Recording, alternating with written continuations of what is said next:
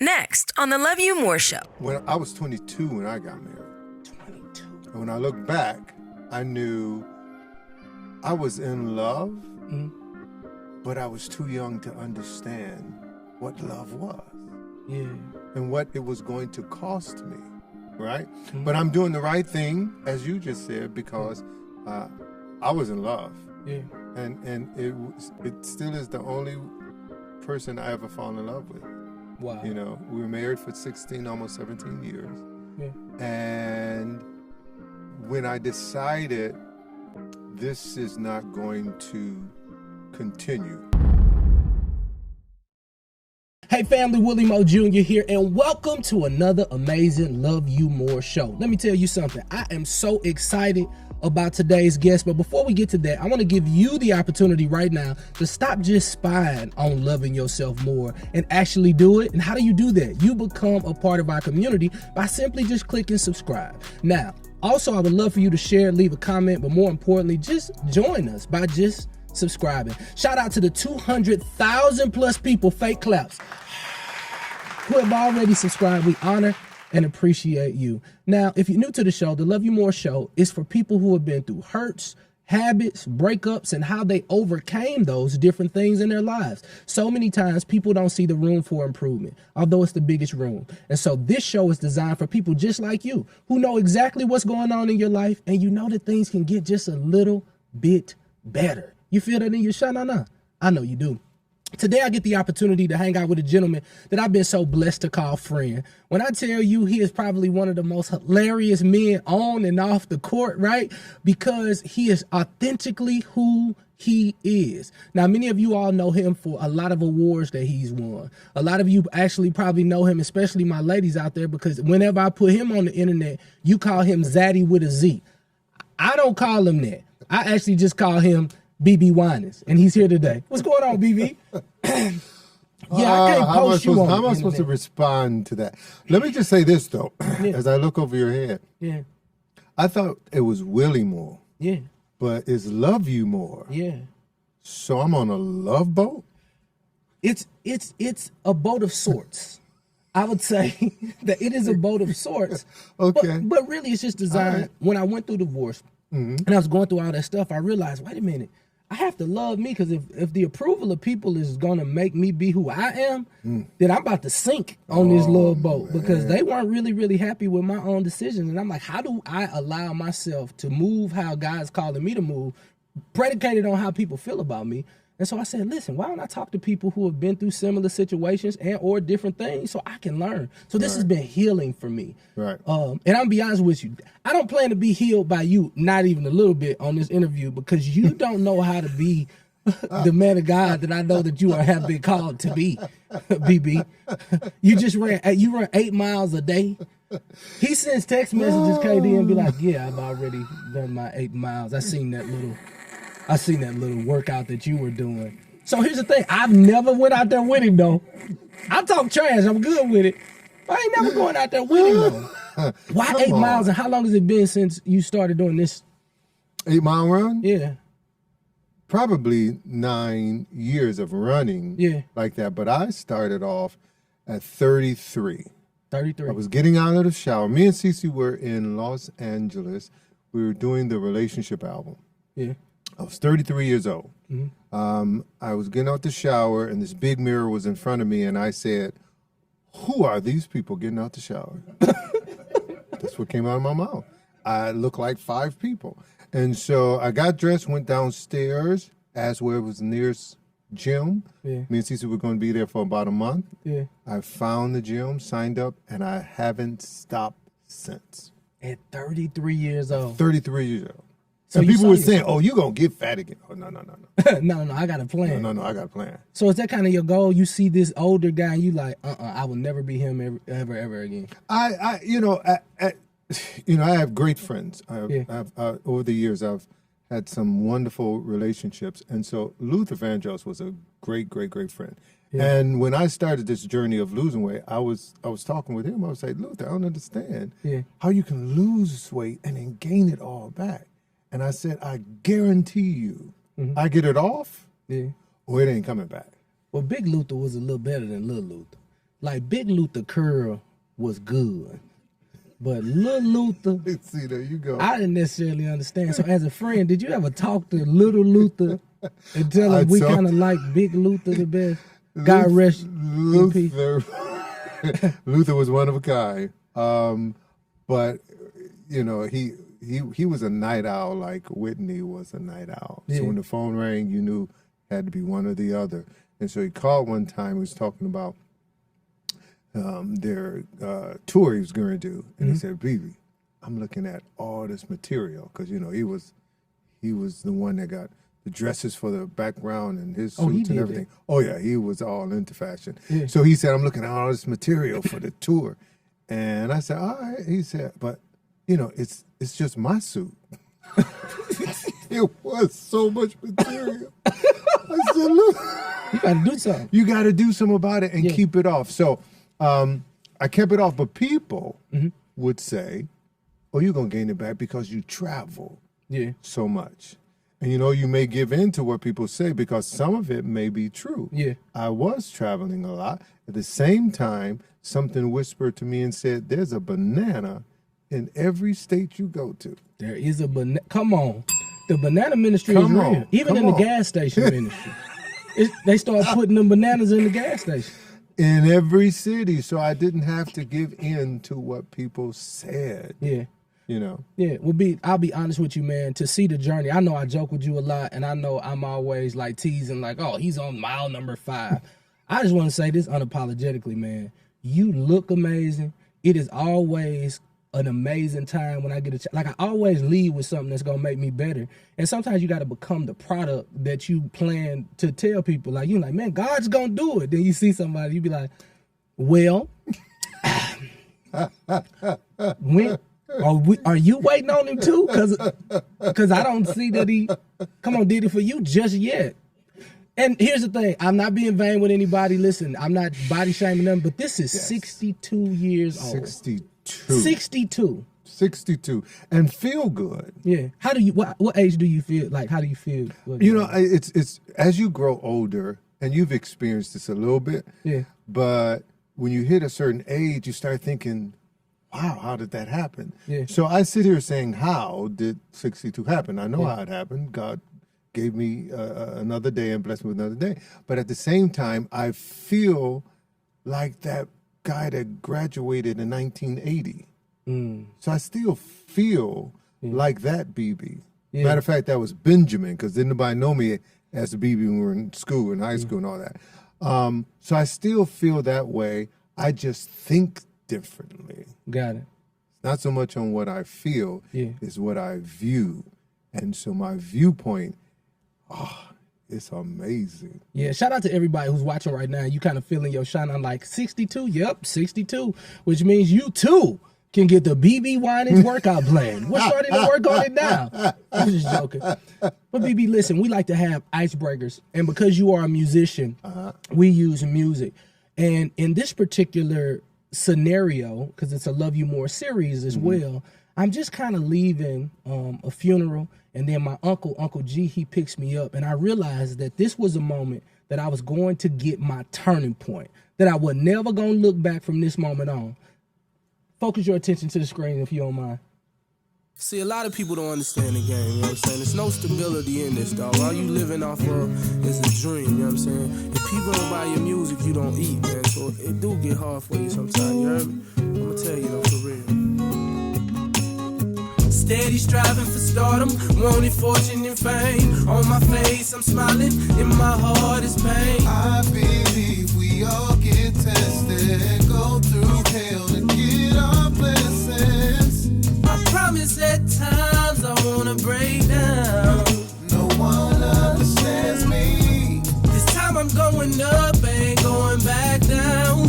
If you believe it will be. Taking proper precautions, times is getting harder. Do what we gotta do to feed our sons and daughters. You wanted a survivor, then you got your one. You just told me to claim it, and that's all I done. Living in my city street, nobody cares for me.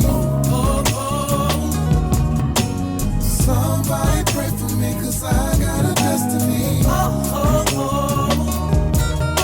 I'm just a man all the finer things. But this is my turning point. I'm getting everything I want. The name of the song is Turning Point. So make sure that you check it out wherever you stream music. Name of the song is Turning Point. BeBe, so this name of the song being Turning Point. How you just going to just spring that on me? Come on, man. I had to hit you with a little something. How I'm you trying gonna to open up spring for you it? when you go to London. I didn't think you knew that side of me. So really, this is my audition. That was fantastic. But come on, you got to warn me on that. You just threw that on me. That was great. When did you do that? So we started this series last year, and so I got Okay. a bunch of actor friends, and then I'm probably gonna shoot season 2 in Nashville while running with you and make it real funny, but just really telling my story through music and comedy and fun, and man, just finding a new way to put out music. Yeah, no doubt. Oh man, that's I mean, that is the bravery and the blessing that music gives. Yeah, Being a writer, I've been able to write my story, yeah, you know, of ups and downs, and my songs are the blueprint of my life. yeah, So that's part of your life. Turning Yeah. point is a part of your life, which goes from your heart to someone else's heart. yeah, You know, you can tell when it's something, when something is written and you're listening to something, at least I can, and I can say, oh, that's an experience. yeah. No, And that's so real. it's powerful. That was great. Man, I appreciate it. So can I open up for BeBe Yeah, on the you BeBe can. Winans experience? Because you Yes. hate the word tour. Yes. I'm just letting everybody know this. I'm allergic. If you say tour, I messed around and said that. I want to say like second interview I'd ever did with BeBe Winans. He said, no, I'm allergic to that. And I'm like this young radio guy like, oh, I've messed up now. He's like, no, I'm allergic to that. The And word. you don't know what he's playing or not because his face never changed. He's like, I'm like, uh-oh, I done messed up now. But when I think about all the turning points that you had and just the discipline you have at 62, I begin to think about Pop Winans, Yeah. the barber, the person who really spoke to your heart at one time because you were a little different. Talk to me a little bit about your relationship with your father and how that really made you be the unfiltered version that we get a chance to see today. You know, I was the 7th child, so 6 older brothers. Yeah. And the baby boy, and I watched my father's relationship with all my older brothers. You know, so at 16, my father would tap you and say, "Oh, where you going? 17 is coming up. I've done my part. You're getting out of here. You going somewhere. You're going somewhere." Yeah. And so my father was an only child, and so I saw how he was every man. He was a father. He was a husband. He was a son that his father denied was his. Oh, wow. So my father had a not a great relationship with his father, but had an incredible relationship with his father's father, his grandfather. Okay. So understand, my last name was Glenn. From me on up, our last name was Glenn because my father took on his mother's name. So until 1964, my father, who loved his father, his grandfather, which was I.W. Winans, asked him to change his name because he wanted his name to remain in the earth after he left. And so my father marched us up to the courthouse and changed our names from Glenn to Winans. So how old were you when this happened? I was 2. So You was 2 years old. the first Winans that was born was Cece as a Wow. Winans. And so, but my father was his own man. Yeah. So that I fell in love with. Mhm. And one of the things he said to me that will always stay with me was he taught us to know who we were before we left the house. Yeah. I So like when the world tells you who you are, you won't believe them because you already know. Yeah. So was he an affirmation guy? Was he or was it you just catch it as he's going? You just can't catch it. I was going because he was too busy to do too much. Because he was working, he was driving a car, he was doing the barber, he was painting, he was working at Ford, he was doing all those things to take care of us. Yeah. So you knew the love was there. My mom was an unbelievable supporter as well. But one of those moments, my father was cutting my hair. I was 16. I was waiting on things. I was 15, waiting on things to happen in the music world. Yeah. And right before he cut my hair, he twisted the chair around and he said, "You got everything in you that you need. Stop waiting on someone else," and turn my chair back around. That's when it changed for me. Wow. I knew who I was. Yeah, 16. Yeah, 16. Different from my brothers. Yeah. And I knew I was a songwriter. Got it. Now, Cece used to laugh at all our songs because I used to make her sing them. And she's like, "Ain't nobody gonna sing this." Ain't nobody gonna sing it. Me and you gonna sing it. And so it was I fell in love with myself. More Love You More podcast after this. So honestly, I think my next marriage is to the Lamb. To the what? To the Lamb. Okay. When Jesus comes back. But I'm a man, and a man got needs, Doc. A man got needs now, Doc. All of us have needs. Yeah. But if you fill your time with other things, you leave behind some of those needs. And you realize some of those needs are really just wants. A man got wants then, Doc. Yes. A man got some wants that he got to have that turned into needs. Come on. Love you more. It was I fell in love with myself. Jeez, at 16. Yes. So you go on, I know you go with the PTL singers, you moved to Charlotte, North Carolina, kind of know the whole story. Yeah. Your name is Benjamin at this time, and then one of the owners, I guess, he comes in and he was hearing some song. What was the song that he was hearing? Up Where We Belong. Where lift us up where we belong. From The Officer and the Gentleman, the movie Officer and the Gentleman. Yeah. And he came into our rehearsal and said, I heard this song on the radio and I wanted to change a couple of words. Mm-hmm. And he looked at Cece, looked at me and said, "You and Cece gonna do this together as a duet." Yeah. And that's how we became a duet. And your name wasn't BeBe and Cece then? Our nickname was BeBe and Cece, but no one knew it until we sang that song and Jim introduced us as BeBe and Cece. Wow. So here go the thing. I don't think I ever told you that, but I thought when I was about 7 years old, because we used to play y'all song at the house party, Forgive Me. Just want to tell you that, because we played at the house party. We thought y'all was an idol. Okay?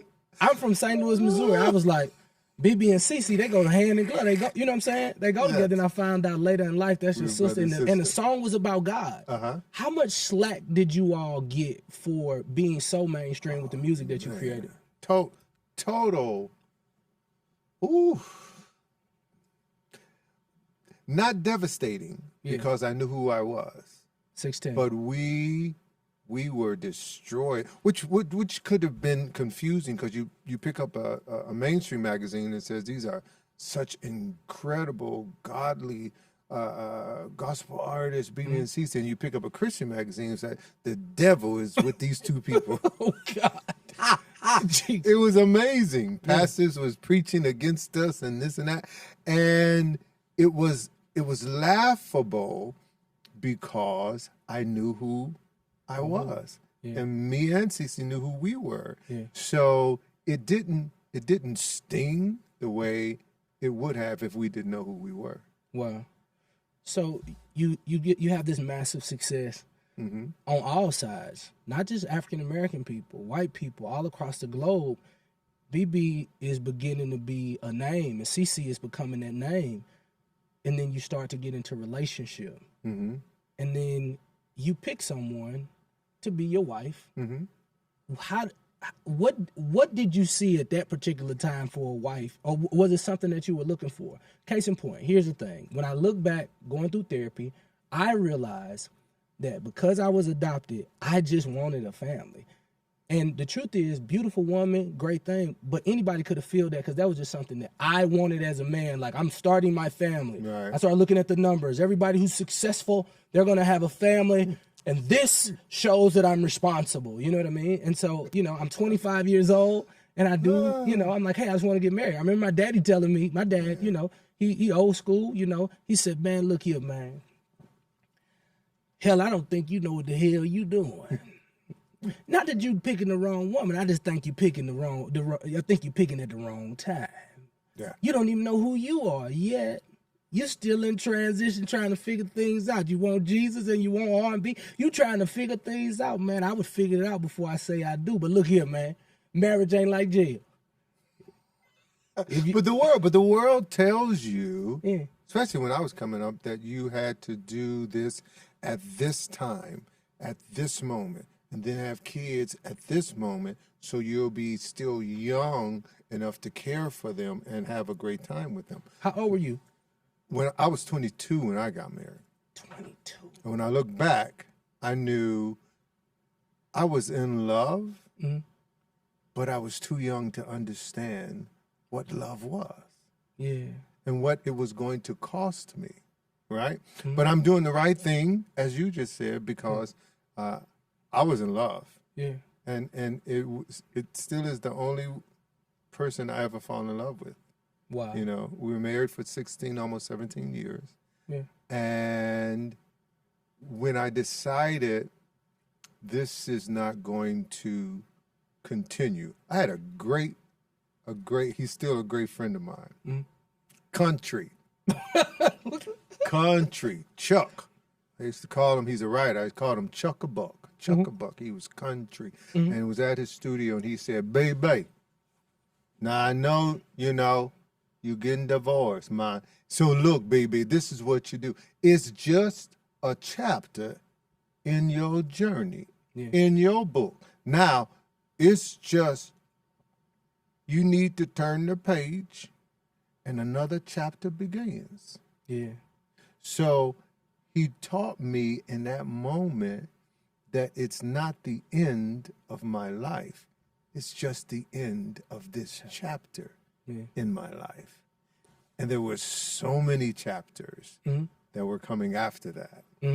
But in the midst of the, you know how when you read the book, you know, it's like, oh my God, he's going to fall off the cliff. Oh, he's gone. Yeah. And then you don't want to turn the page because you know in reading what's getting ready to happen, he's falling off the cliff. Yeah. But sometimes you may pick the book, put the book down, pick it back up, and you realize he fell into a swimming pool. Ladies, I just want to tell you that was not in reference to you. Because every time he says anything about water or pools, you're in my Instagram asking for his number, and I'm praying for you. Hallelujah. BeBe, I got to ask you this, though. Like, you're this gospel Christian mega star. Like, it is not social media. I want to kind of give preface to this, that it's not like social media where everybody sees the inside of your life. It's Michael Jackson. It's Whitney Houston. It's Luther Vandross. It's BeBe and CeCe Winans. These are the people that we see in these books. You make this strong decision. Like, what does mom and pop Winans say when you have to make a decision for yourself after 16 years of marriage? It was interesting.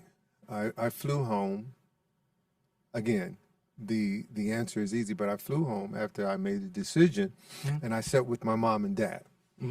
It was funny. I tell you that because I know what happened. We're sitting at this table, and I tell, my mom and dad that I've made up my mind. I'm going to get divorced.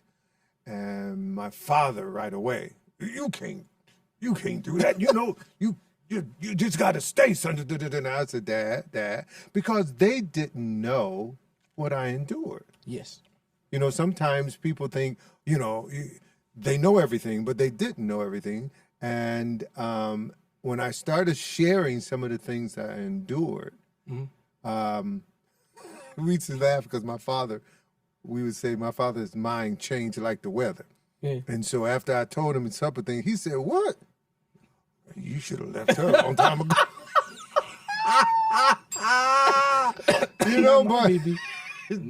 I'm telling you. Yeah. And then he looked at my mom and he said, "Yo, y'all think she an angel. She don't do everything right, but they were very supportive. Yeah. And I appreciate, I really do appreciate my parents. They were incredible parents and still is. My mom, who turns 88 on the 22nd of September. Yeah, congratulations. Certain people walk with you. Yeah.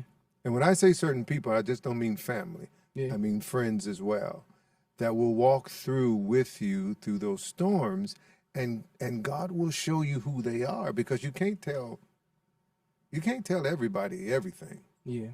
Yeah. So I had people who walked with me, and one of the things that I know it was God that spoke this to my heart. He told me to stay silent. Stay silent. We used to sing a song in church all the time. Victory, victory shall be mine. Victory, victory shall be mine. But this is the part that was hard. If I hold my peace and let the Lord fight my battles, victory shall be mine. Those are moments that you don't want to hold your peace. You want to say, oh, let me tell you something. Yeah. But I learned so much about me through those tests and trials. I remember calling you, and I was in a very tough spot. And you called me back. And it was just like a lot of stuff on social media. And BeBe's energy never changes. It's always, well, he's the everything's going to be okay guy. And he told me not to fight, don't fight out loud, but make sure that you take care of those children and give them a perspective of what's going on. That is the only time you speak. Do it in love. Do it in honor. But don't just let them think one thing. Like, go in there and do what you're supposed to do. And then the one thing that I say about your leadership and just, brotherhood is that you don't leave people where they are. You always say what it can be. And then he said, look at me. I'm doing good, I'm running miles and this, that, and the other. I'm like, well, what am I, lonely? What are my children? Da, da, da, da. You'll be fine. But I tell you, that helped me so much, because the Lord also told me to just be silent. Just be silent. This is a battle that he would fight, and it wouldn't be anything that I could actually do, because if I give into it, it's only going to get bigger. But when it came to my children, I began to refine the narrative by simply sharing, hey, this is my truth. Nothing that has to do with mom or nothing like that. But I did it in a way that was digestible for them to understand that daddy is just not this bad guy. Daddy is a guy who has went through this and therapy and da-da-da-da-da. And it helped so much. And so publicly, I say thank you for giving me that tidbit of wisdom, because I don't know, on the other side of this redemption that God has had us in, this reconciliation with my children, I don't know if those seeds, I don't know if I would have planted those seeds 4 years ago. Yeah. One of the things that I learned, and still learning. Yeah. You're still growing. You're still going to learn. But that the definition, I traded out the definition of test and tribulation for God's definition of it. Okay. So when everything and anything is happening in my life that seems to be going wrong, it's not to destroy me. It's to make me strong. Yeah. He allows things to come in our lives to make us strong. So I'm stronger because of everything that I endured. I'm stronger because I kept silent. This is why, we read, vengeance is mine, said the Lord. Yeah. You know why that is? It hit me about a month ago. I'm reading, and I realized, we can't handle vengeance. Because my vengeance, you wouldn't exist. Right. You would be gone, and all your lineage would be gone. Yeah. But God can handle vengeance, because he's God. Yeah. So I don't have to pay you back. I don't have to tell you off. I don't have to correct you. I don't have to do any of that, because it's in God's hand. So therefore, I can have peace. Yeah. In the middle of the storm. Man, I'm talking about, and peace look good on Peace looks good. It feels even better. Yeah. Now, y'all done had DMs back then, direct messages and all that, so they really couldn't touch you. Lord, just pray for my DMs, Lord God. I try to get some, I'm going to have to hire you for my DMs and all that. But amazing. Now you're this guy who's now BeBe Winans, 33. He changes his entire body. It happens when people, you know, go through some type of stuff or whatever.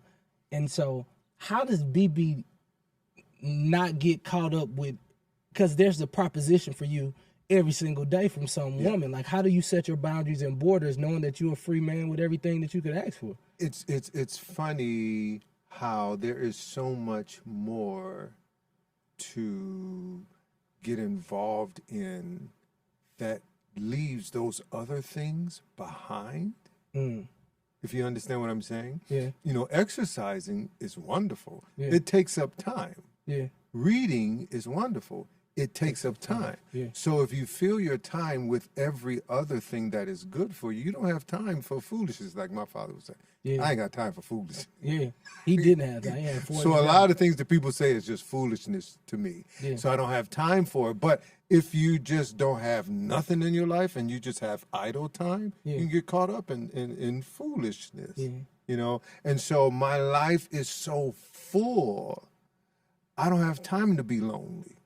Do you have a desire for companionship at this age, 62? No. Well, that's that. No. Because I don't. I went to the movies the other day, and I have the most wonderful time at the movies because it's just me. I ain't got to worry about where I got to sit or what time we got to leave out. Nah. Yeah. I'm enjoying. So honestly, I think my next marriage is to the Lamb. To the what? To the Lamb. Okay. When Jesus comes back. But I'm a man, and a man got needs, Doc. A man got needs now, Doc. All of us have needs. Yeah. But if you fill your time with other things, Yeah. you leave behind some of those needs. And you realize some of those needs are really just wants. A man got wants then, Doc. Yes. A man got some wants that he got to have that turned into needs. Come on. All right. So this is just real. Yeah. All right. So one day the Lord told me, give me your sex life. You know, we say that the Lord said, give me your cares, give me your concerns, tell me, give you my sex life. And I gave it, and you know what? He can handle that. Wow. He can handle it. So any and everything that we go through, any and everything that we need, we can turn it over. He says, give, and what he gives in return is peace beyond your imagination. Jeez. I remember my mom when my father passed. And so I was sitting with my mom, and we were talking about the funeral arrangements. And I looked at her and I said, Mom, now look, I'm gonna give you 2 years to mourn, and then I'm gonna find a rich Christian man. She said, boy, please. Yeah. I don't want to see Another man in my life. Your father was too much. But you know, it's what you allow God to be in your life. Now, if you limit him, then you're gonna have to hit that bell a couple of times. But if you don't limit him, man. So like, all right, God, I gotta give you my. Give it to him. I'm gonna give you this part of my life too. He can handle that. That's good. God can handle that. Do me a favor, if you're watching, subscribe to this channel real quick and share this with as many people as possible. BeBe, I do have to ask you this, because now you are, you know, really, really kind of hopping back in the studio. We've been hearing about an album for the last 3 years. You know, you did a live recording, and, you know, they say you touring around. You sold out some stadiums in Africa. I seen the pictures. I said, I ain't gonna never get a chance to talk to him again. Y'all was screaming a little too loud for that. So musically now, is writing still cathartic for you to go out there and do what you're doing in the studio? It is. But again, I'm on my own time, and that's one of the things I enjoy. I am still excited to share everything that God has brought me through song. But I'm still writing those songs. So at this point, I may have recorded probably 20 songs. Okay. And every time I go in with my co-producer and engineer, I said, "This is the last song. We're wrapping this up." Yeah. And he said, "Baby, you know, you said that around 10 songs ago." Yeah. But I'm at that point where I believe everything that I should have written about and placed, I'm ready to release that. Because it's songs of ups and downs. Yeah. It's songs of fears. It's songs of regrets. And there's all those things that humans go through. I mean, we give things to God. This is the funny part. And then we take it back from him. We do. Give myself away. Wait a minute. I take myself back. I took this right on back. I'm telling Give you. myself away. No, wait a minute. And we then he doing has too to much. remind me, I thought you gave that to me. Yeah. You know, but as human beings, we are so fast to take back what we gave God. And so I've written about that. You know, I've written about there's a song that I wrote in 1994. I went to a movie, and it was called The Paper. And in this movie, there was a scene that Michael Keaton and Meryl Streep was near the end of the movie. She wanted to run a story about something that they really didn't have the facts on. And so Michael was reluctant. He looked at her and he said, "You know, but I just don't, we just don't have the facts." She said, "Run it today, and if we're wrong, we'll correct it tomorrow." And he looked at her and said, "But I don't want to be wrong today. I don't want to be wrong today. I don't want to be wrong today." That's real. And I said, "Oh, that's a song." That is a song. So I went home, I started writing this song, and I just finished it. Did you right? record it yet? I just recorded it. Hit it a little bit for me. We all are humans, and here's what that means. We all have our ups and downs. For the life we're living, there's a prize redeemed based on what we do here and now. And what I'm saying, there's a right and wrong, and always a choice at hand. Instructions given for us to take along. Then the simple chorus says, "I've been wrong in so many ways, but I don't want to be wrong today." Come on, BeBe. Come on, BeBe. Come on. I done been wrong in so many In ways. so many ways. The truth comes down, somebody pays, but I don't want to be wrong today. No, I don't want to be wrong today, but I found a solution that changed my ways. Now, I don't have to be wrong today. He turned into BeBe on me. He was Benjamin for a little while. Now he turned into BeBe on me. BeBe, now, how many times you hear this now? Because I ain't trying to be funny now. But I just feel like sometimes, I'm so glad you gave your life to Jesus at a young age. But I just feel like if you would have, "I don't want to be wrong, baby." Like if you would have hit a baby right there, why not like a little R&B? Because you at the age now where it's like, man, I don't really want nothing from nobody. Like, I remember when people be, like, I'm in the gospel music industry. I can tell when they got to put them nickels together. So they Jesus all the way because they know this is the way, the truth, and the life, and the way to my paycheck. That's not your call. Like, have you ever doubled and dabbed with Luther Vandross and Whitney Houston and write anything besides gospel and Christian music? I had desires for my music to be heard everywhere when I was young. Glory to God.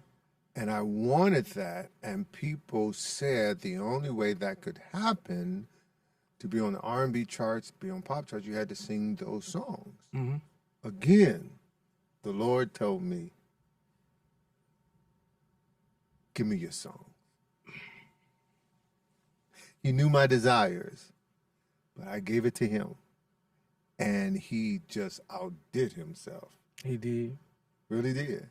And so why would I look back now and say, "Let me change this formula"?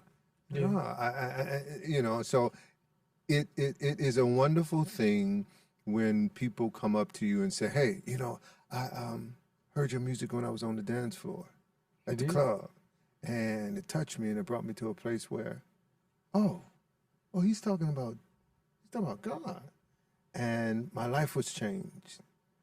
Man, it says everything that I have endured was worth it.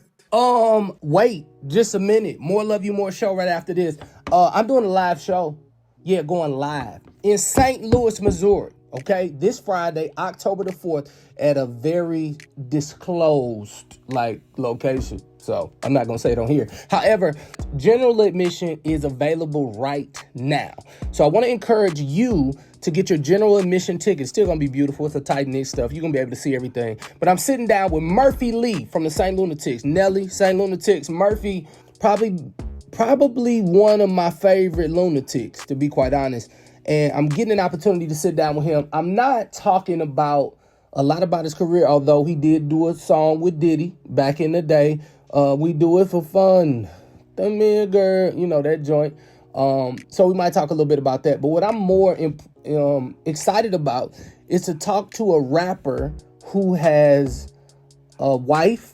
He just had a baby, and he just doing his thing. And so I'm just intrigued by his story. He has some ups and downs, so I want to know what it is. So I'm going to get a chance to talk to him, and you'll get a chance to witness his live. Murphy might not be rapping. Okay, let's get this out the way. I'm singing a little bit. I got to sing some of the classics, and I got a new song called Clockwork that I want everybody to hear, so I'm going to sing a little bit, and I'm going to do a little storytelling. It's going to be off the chain. Listen, loveyoumore.com. Loveyoumore.com. Loveyoumore.com. Not show, loveyoumore, MOORE.com. Go there, get your ticket, St. Louis, I'm coming. Let's do it. Back to the show. Yeah. It was really worth it. And so, don't have anything against wonderful music. There's songs that I absolutely love to hear that are not gospel songs. Yeah. I mean, one of my favorite songs was I was driving my mother's Nova. You don't know nothing about a Nova. I do know about a Nova. My daddy had a Nova. You don't know nothing about Nova. I know about a Chevy Nova. My daddy had a Nova. It was like a brownish tan color. Can I be honest with you about that Nova? I hated that Nova. I was so glad when we got rid of that Nova. The damn floor was almost falling out that Nova. Then we got a Pontiac Bonneville. And from that Bonneville, we got a Spectrum. I was driving my mom's, you know about Nova. Yeah. I was driving my mom's white Nova, and the song came on the radio, and it said, when I wake up each morning trying to find myself, and if I'm ever the least unsure, I always remind myself, though you're someone in this world that I'll always choose to love, from now on, you're only someone that I used to love. I said, my God, who wrote that? Good God from Zion. Who I used to love. I need that song. A little bit today. Natalie Cole was singing that song. And in understanding the lyric, it was a relationship that went a different way. Yeah. But she chose to still love herself and keep moving on. Yeah. And boy, did that play a part in my life. Man, listen, you are the epitome of peace, bro. I've never really met anybody that's so peaceful with itself. I think you had something during COVID or this, that, and other, and everybody was calling. He was like, no, I think I just want to talk to my friend Willie. And that's the only outlet that I want to talk to today. I was like, man, I can't wait to not be wanting nothing and just say what you want to say. But now I understand at 16, like you were able to, it was a seed that happened at 16 that said, I know who I am. You know, sometimes you don't know what people think of you or understand about you, right? And so my mom, I laugh because this came from my brother Daniel, who's a year older than me. We co-host a birthday dinner for my mother. And so Daniel was saying, all right, this is the last thing I'm gonna say. And he said this to my family and all the friends that were there. He said, in case y'all didn't know, BeBe loves himself. So no matter what y'all say, he doesn't care. Not at all. And he went on. And I just went to laughing, but it was true about what he said about me. So in order to do anything for God, you have to know who you are. Yes, sir. Because people are not going to like you. People are not going to be in your corner. People are waiting for you to fall. People are waiting to destroy you, right? Yes, sir. So if you don't know who you are, if you don't love you, now understand, loving you does not mean you're perfect. Loving yourself means you have to deal with the ups and the downs, the good, bad, and ugly. Yes, sir. But loving yourself is so important. Mm-hmm.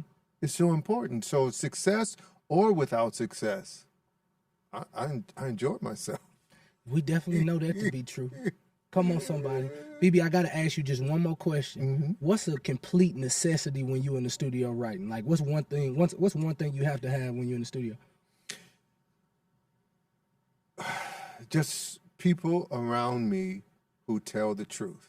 Got it. So, for instance, there's an engineer that has been my engineer since BeBe and CC first started. His name is Jeff. Jeff has been my engineer for 40 years. Okay. And the reason why he's still my engineer, because he'll say, BeBe, that was a horrible take. And I believe him. Yeah. I don't question when people who I know love me, whether in the studio, whether working or around me, that's going to tell me the truth. So I need truth around me in my private life, in my public life, in any and everything that I do. Yeah. I want truth surrounding me. Listen, family, I just want to talk to you real quick, just as we put a bow on this thing. You know, we play a lot and joke a lot, but what I heard today, and of course I've known BeBe for a while now, but I just never really understood that seed that changed everything. And it was at 16 years old when he realized that everything that he needed was on the inside of him. And so maybe you didn't get the esteemed privilege, like many people didn't, to have a father speak into your life and give you the affirmation that it's okay to be you.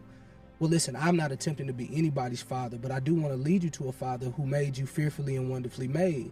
And I want you to know today that he says that it's okay to be you. Baby, when he made you, he broke the mold. Don't continue to live your life as a carbon copy of somebody else. Be unapologetically yourself. You know I'm going to keep it 100 with you. I spent a lot of time in an identity crisis, not necessarily knowing who I was, what my borders, what my boundaries was. Like, I literally struggled and still struggle sometimes with that codependency thing, where you just want everybody to be happy. But these last 3 years, 4 years have taught me that it's totally impossible to keep everybody happy and have peace with yourself. And so I release you today to be free in Christ. And what does that look like? That means that, listen, you don't always get it right, but you know where to run to. That doesn't mean that you always say the right things, but baby, guess what? You know who to run to. And so I'm challenging you right now to be unapologetically yourself. Every single day I do my best to be so much of me that it repels everything that doesn't like me. I don't want any gray areas. Either you like me or you don't, baby, because that's how much of me that I have to be. And today, I pray that you've seen somebody who's living a life at 62. I don't really like saying this, but the man looked good. He looked better than he did when he was 33. But maybe at 33, he discovered that there was a version of himself that he saw at 62 that he wanted to become at 33. Physically, mentally, and spiritually. And every day, brick by brick, he continues to live that out. Consistency is the key. You too can win with consistency. Be yourself here. I love you unapologetically. Make sure that you subscribe to this channel. Share this with as many people as possible. And we are coming to a city near you. We're going live. I think we are going to St. Louis, depending on when you see this. We're in Atlanta. We're going to be in D.C. and so many other cities, taping live recordings. And you never know who's going to come pop up on your nephew, Willie Moe Jr. And I promise you this, I'm going to have my calf muscles out if it's over 50 degrees. Hallelujah. Love yourself more. Flat out. Yes, Lord. You know I got to keep it real with you. But what I want you to do is I want to make sure that you share this, you comment, you click like, engage with us. Listen, everybody wants to be celebrated, not just tolerated. Don't just tolerate us, celebrate us by liking, sharing, and commenting. Can't do it without you. That's all you got to do. Just click it. Do that for me. See you next week. Flat out. Love you more. Love you more.